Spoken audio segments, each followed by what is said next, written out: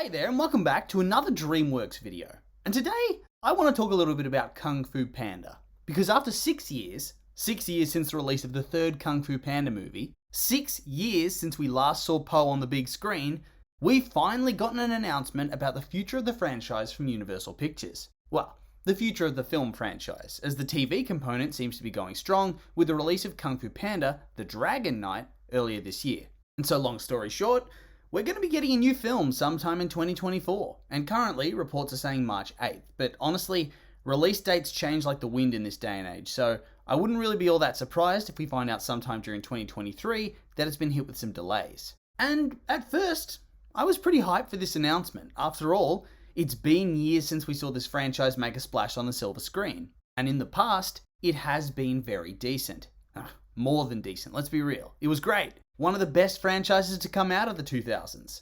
But I have to say, some of its recent storytelling has left me questioning whether this franchise is going to slowly decay and become a shadow of itself. Whether it's just going to go full Shrek the Third and kill off any future interest in the story. Now let me explain myself. When the first Kung Fu Panda film released in 2008, DreamWorks was in the midst of, well, I guess you could call it its golden age, an era where they released some of their most iconic films, Shrek, Madagascar, and of course, Kung Fu Panda. Not all their films were good, but they were riding high off a wave of popularity, because it was either their films were bad or great. And in a lot of ways, they'd managed to get one up over on Disney Animated Studios, which was, at the time, struggling to make a quality film that really resonated with audiences. And so Kung Fu Panda really did come at the perfect time, where the masses wanted something fun and enjoyable to sink their teeth into. Pixar was of course doing their thing and being tremendously successful, carving out their legendary reputation that honestly they still coast off of to this day. But DreamWorks was offering a different sort of experience. A little less serious and less emotionally intense, a bit more lowbrow, but still very fun and very enjoyable all the same. And Kung Fu Panda was really the culmination of this development, and it exploded in popularity. The film tells the story of Po, a panda who works at a noodle shop who's suddenly chosen by a kung fu master to serve as the Dragon Warrior, a legendary figure who's destined to protect China and maintain peace and harmony using his physical and spiritual prowess. Over the course of the film, Po has to undergo a crash course in kung fu and earn the respect of his peers and masters before confronting the villainous Tai Lung, who wishes to claim the power of the Dragon Scroll and lay waste to the valley and to the people he believes lied to him about his destiny. And like I said, this thing was good, and people loved it. Audiences flocked to it, with the film grossing $631 million off of a budget of $130 million, and earning a critical score of 87% on Rotten Tomatoes, with critics praising its colourful and beautiful visual design and animation, its fast-paced and diverse action and fight sequences, its strong character development and story arcs, and its cultural faithfulness and appreciation, right down to its broad range of humour. And so, was it considered a perfect film? No, it didn't quite ascend to that pinnacle, but it was a very good movie nonetheless, and from its success, it spawned a brand new franchise. A franchise that was continued through the release of Kung Fu Panda 2 in 2011, which was pretty much as good as the first film, at least from my perspective, and it pretty much did as well as the first one. But first, the story. Kung Fu Panda 2 continued the tale by expanding on Po's journey as the Dragon Warrior and his quest to protect all of China and uncover the mystery of his past. How did he, a panda, end up getting raised by a goose? What happened to his birth family? Are they still out there? Why was he abandoned? And thus, this film serves to explain all of those things. Po's family, and indeed the majority of the pandas across China, found themselves genocided by the villainous Lord Shen, who was then banished from his home city by his parents as punishment. And many years later he returns, ready to take control of Gongmen City after the death of his parents, and unleashes his new anti-kung fu weapons against the ruling Kung Fu Council, and thus, Po is dragged into the fray, both to bring peace and to put his past to rest once and for all in a final confrontation. And once again, the film did very well, grossing $665 million off of a budget of $150 million, and earning a critical rating of 80% on Rotten Tomatoes, earning praise for many of the same things as the original, but with darker themes and more dynamic fights, while simultaneously earning criticism for feeling a little bit derivative to the first movie. So perhaps a little bit less successful than the original,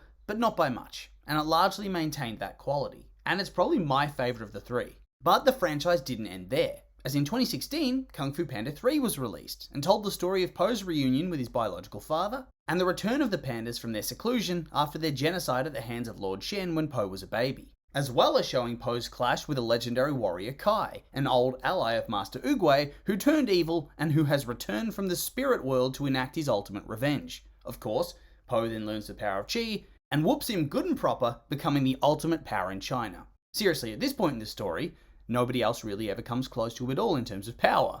And of course, this film did well just like the first two, grossing $521 million at the box office off of a budget of $145 million, and earning a critical reception of 87% on Rotten Tomatoes, and was largely praised for many of the same things that the first two were praised for, but despite its higher score, had a lot more vocal detractors than the second.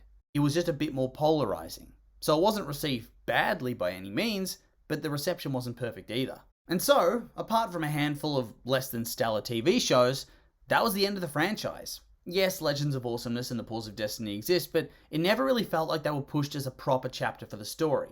They were more like filler spin-off tales, unlike the Dragon Knight, which I feel was actually pushed hard to be a proper element of the franchise, with the money even put in to bring Jack Black back to play the role of Po again, whereas previously they got a voice actor sound-alike to do it. And this show sucks, and I have made a video talking about why it sucks, so if you're interested you can watch that here.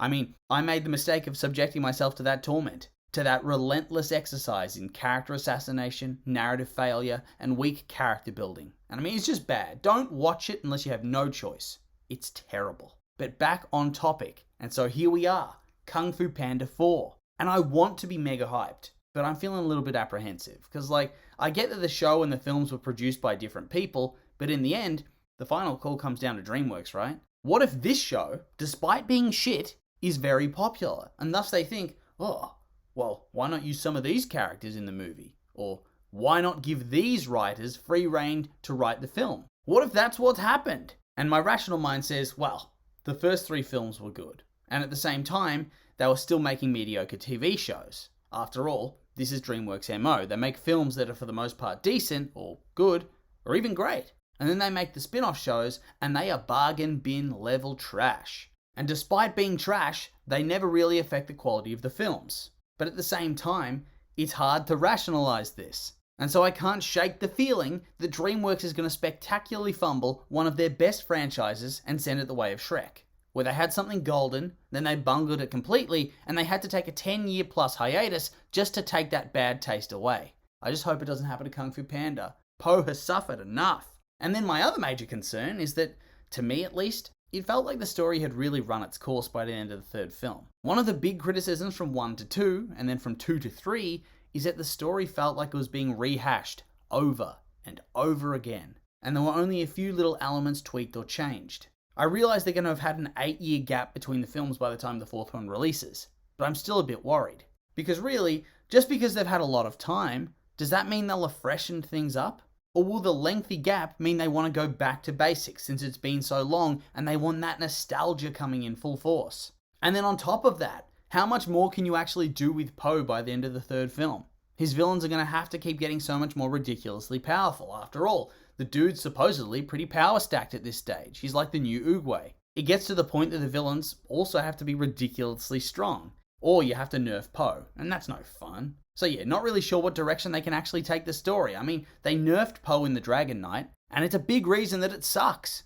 I don't know, I'm just a bit worried. Very worried. But also, I'm hyped. Ugh, sue me. But anyway, those were just my opinions, and now I'd like to hear yours. What do you think of Kung Fu Panda 4? You excited? Maybe you're not excited? What do you think it's going to be about? What about my concerns? Do you agree with them? I'm curious for your thoughts, so make sure to like, comment, and subscribe, and let me know.